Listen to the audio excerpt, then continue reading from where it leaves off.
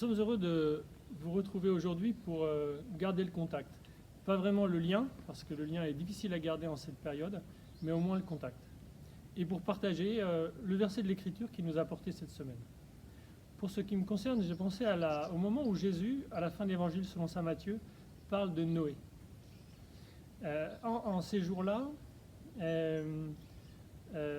au jour de Noé, on mangeait, on buvait, on prenait femme, on prenait mari, jusqu'au jour où Noé entra dans l'arche. Les gens ont été pris au dépourvu. Alors je pense à ce passage pour des mauvaises et pour des bonnes raisons. De mauvaises raisons parce que d'abord, nous n'avons pas été complètement engloutis. Ensuite, parce qu'en fait d'arche, on a plutôt 1000 petites embarcations. Et puis aussi parce qu'à la fin de ce passage de la Genèse, Dieu promet que cela ne se reproduira plus. Mais je pense aussi à ce passage pour de bonnes raisons. D'abord, c'est parce qu'on a été pris au dépourvu. Ensuite, parce qu'on s'est trouvé dans une situation éprouvante.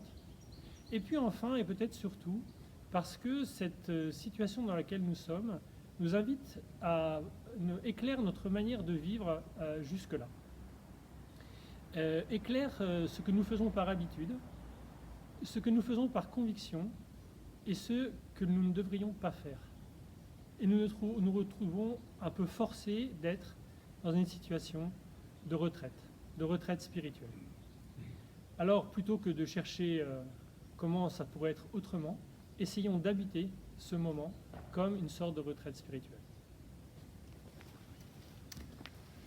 Pour ma part, j'ai choisi un verset qui est dans l'évangile de dimanche dernier. On demande à Jésus à propos d'un aveugle de naissance si c'est lui qui a péché ou bien si ses parents ont péché. Et Jésus répond, « Ni lui n'a péché, ni ses parents, mais c'est pour que les œuvres de Dieu se manifestent en lui. » Voilà, il y a une personne qui est là, qui porte un handicap, et les disciples se demandent quelle est la cause, quels sont les responsables de ce mal. Et Jésus les invite à considérer plutôt l'œuvre de Dieu qui va se manifester face à ce mal, malgré ce mal.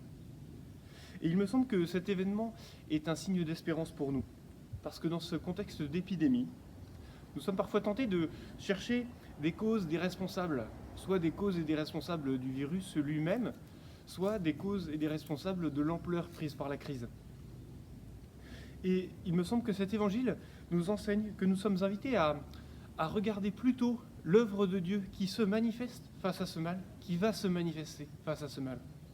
L'œuvre de Dieu, elle se poursuit dans les maisons, dans les familles, dans les réseaux d'entraide, parmi ceux qui s'impliquent dans les soins.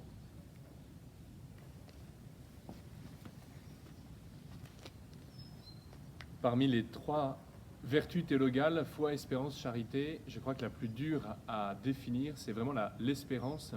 C'est cette capacité à croire fermement, à désirer fermement, durablement ce à quoi nous sommes appelés, ce que le Seigneur veut nous donner, ce que le Seigneur nous a promis même. Et voilà que cette semaine, je pensais au peuple d'Israël dans le désert pendant 40 ans, un peu comme nous, pendant 40 jours, dans ce carême si particulier. Eh bien, nous avons une espérance qui est mise à l'épreuve,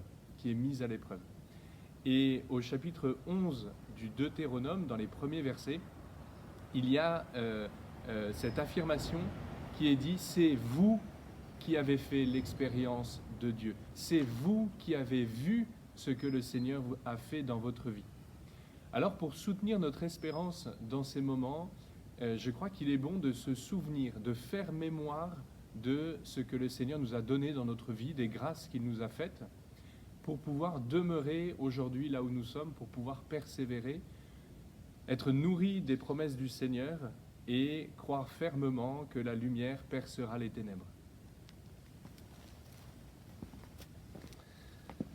Voici 12 jours que nous sommes dans l'arche. Alors bravo de votre persévérance. Et bon courage à vous, on est avec vous.